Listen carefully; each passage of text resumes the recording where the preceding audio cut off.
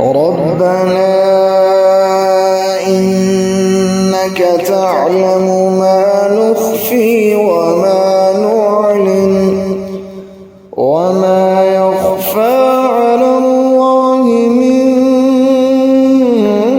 شيء في الأرض ولا في السماء. الحمد لله الذي وهب لي على الكبر إسماعيل وإسحاق إن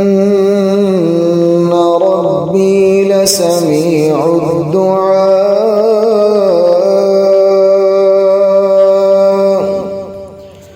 رب اجعلني مقيم الصلاة ومن ذريتي ربنا وتقبل دعاء.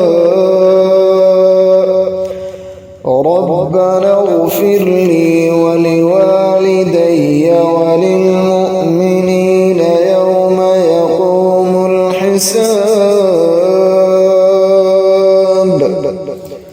ولا تحسبن الله غافلا عما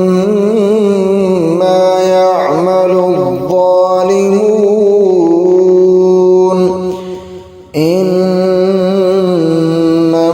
يؤخرهم ليوم تشخص فيه الأبصار